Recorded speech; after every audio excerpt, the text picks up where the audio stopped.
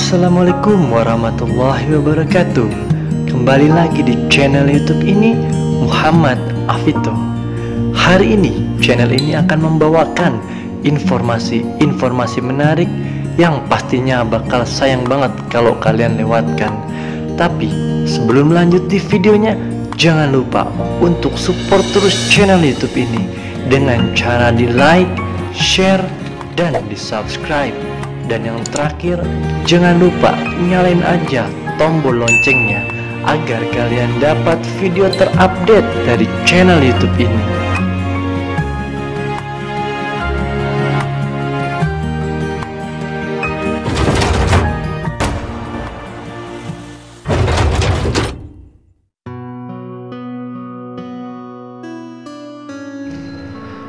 Zaman Nabi Muhammad SAW dahulu, ada sebuah penyakit yang paling ditakuti karena sangat menular dan dapat menyebabkan kematian.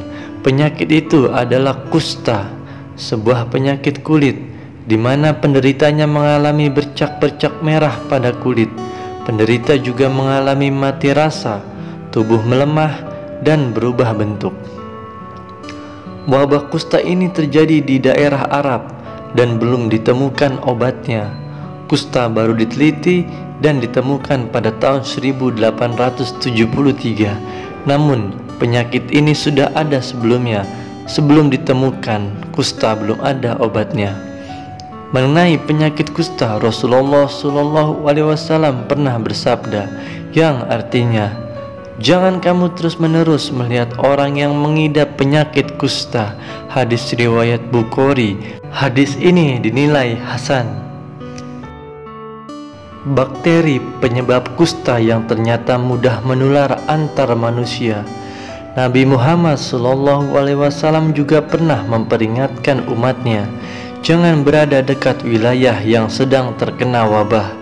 Berikut hadis beliau SAW yang artinya, jika kamu mendengar wabah di suatu wilayah, maka janganlah kalian memasukinya. Tapi jika wabah di tempat kamu berada, maka janganlah tinggalkan tempat itu. Hadis riwayat Bukhari. Bahkan dahulu Nabi Muhammad SAW pernah menghindari berbayat dengan berjabat tangan karena yang hendak berbayat kepada beliau sedang sakit kusta, sebagaimana yang diriwayatkan oleh Syuraid bin Suwaid Ats-Saqafi radhiyallahu anhu. Ia berkata, dahulu ada utusan dari Saqif yang terkena kusta, maka Nabi SAW mengirim pesan, sungguh kami telah membaiat Anda, maka pulanglah. Hadis riwayat Muslim. Lantas bagaimana jika si penderita ingin beribadah?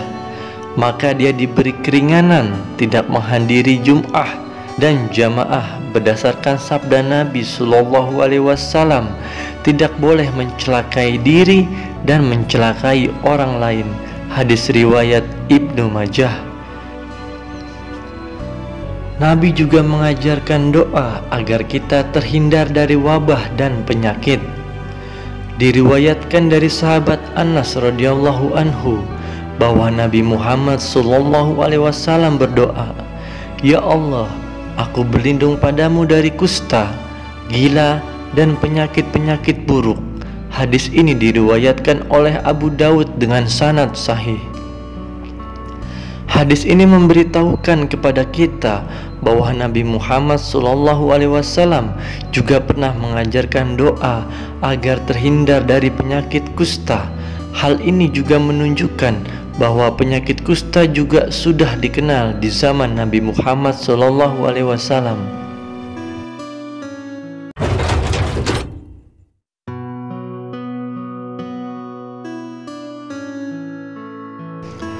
Selain kusta, ada pula wabah lain di zaman Nabi Muhammad SAW. Dari Aisyah radhiyallahu anha, dia berkata, ketika Rasulullah SAW tiba di Madinah, kota itu adalah sarang wabah penyakit demam. Banyak dari sahabat Rasulullah Shallallahu Alaihi Wasallam yang tertimpa wabah tersebut. Namun Allah Subhanahu wa Ta'ala menghindarkan Rasulnya dari penyakit itu. Ketika Abu Bakar, Amir bin Fuhairah, dan Bilal tinggal di dalam satu rumah, mereka semua terserang penyakit demam. Maka aku pun datang untuk menjenguk mereka. Peristiwa ini terjadi sebelum perintah menggunakan jilbab. Hanya Allah yang tahu tentang beratnya sakit yang mereka alami. Aku pun datang dan menemui Abu Bakar dan menyapanya. "Bagaimana kabarmu wahai ayahku?" Lalu Abu Bakar pun menjawab, "Setiap orang boleh bersenang-senang bersama keluarganya di waktu pagi, padahal kematian itu lebih dekat dengannya daripada tali sandalnya."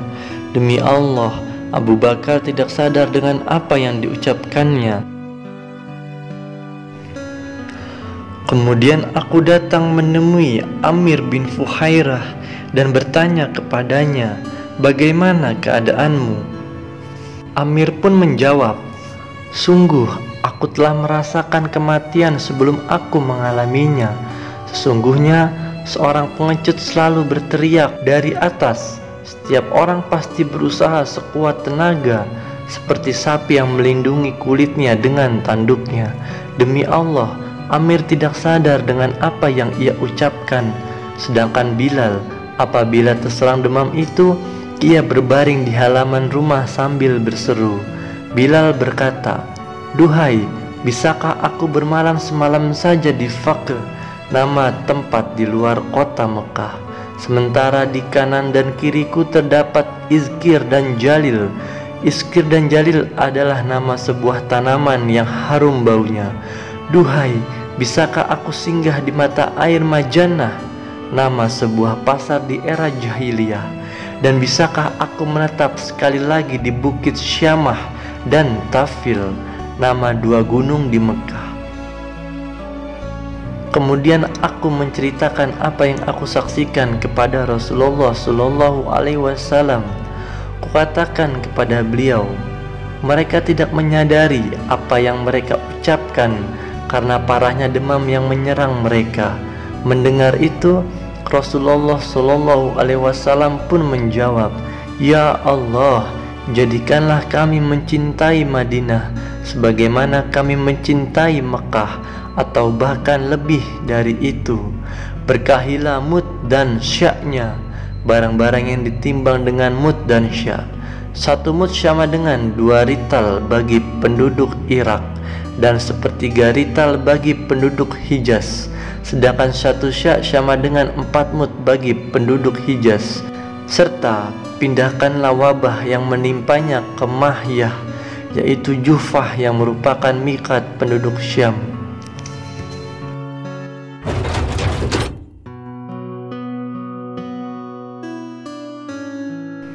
Isolasi atau lockdown diberlakukan saat terjadi wabah penyakit menular di sebuah wilayah. Hal ini bertujuan untuk mengurangi potensi penularan penyakit, seperti dalam sabdanya yang diriwayatkan oleh Bukhari, "Jika kamu mendengar wabah di suatu wilayah, maka janganlah kalian memasukinya. Tapi jika terjadi wabah di tempat kamu berada, maka jangan tinggalkan tempat itu." Hadis riwayat Bukhari. Hadis tersebut menjelaskan bahwa jika sedang terjadi wabah di lokasi tinggal, kita tidak boleh keluar dari wilayah wabah, sebab akan berpotensi menular wilayah selainnya. Pun sebaliknya, apabila ada daerah atau seseorang yang terkena wabah, lebih baik kita menjaga jarak tubuh dari infeksi penyakit agar tidak langsung tertular atau menularkan.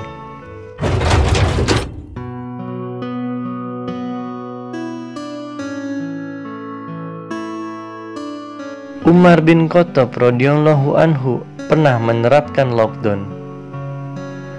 Pada tahun 18 Hijriah, suatu hari Umar bin Khattab bersama sahabat-sahabatnya melakukan perjalanan menuju Syam.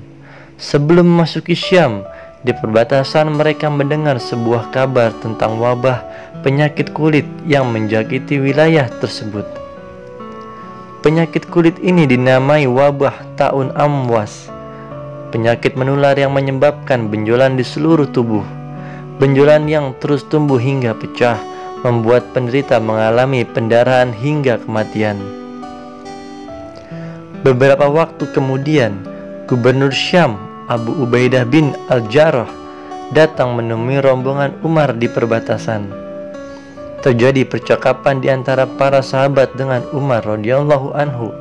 Akhirnya mereka bersepakat untuk mengikuti hadis Nabi Muhammad SAW untuk tidak masuk ke daerah Syam yang sedang mengalami wabah dan kembali pulang ke Madinah. Berikut hadis Nabi Muhammad SAW. Kalau kamu semua mendengar penyakit taun atau wabah penyakit suatu daerah, maka jangan masuk ke dalamnya. Dan ketika wabah telah memasuki suatu daerah, sementara Anda semua berada di dalamnya, maka jangan keluar darinya. Syam diberlakukan lockdown. Setiap beberapa waktu sekali, Abu Ubaidah mengabarkan situasi kondisi yang terjadi di Syam kepada Umar bin Khattab radhiyallahu anhu. Satu persatu sahabat Umar meninggal saat wabah, hingga tercatat 20.000 orang yang wafat karena wabah. Jumlahnya hampir separuh dari penduduk Syam, termasuk di dalamnya Abu Ubaidah.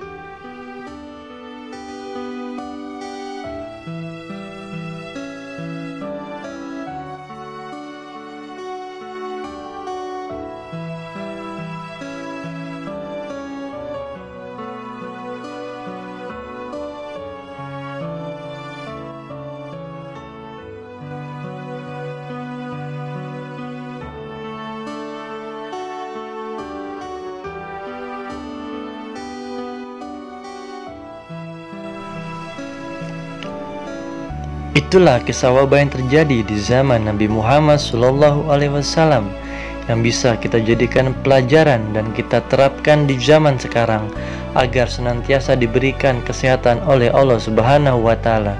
Sampai ketemu di video selanjutnya. Assalamualaikum warahmatullahi wabarakatuh.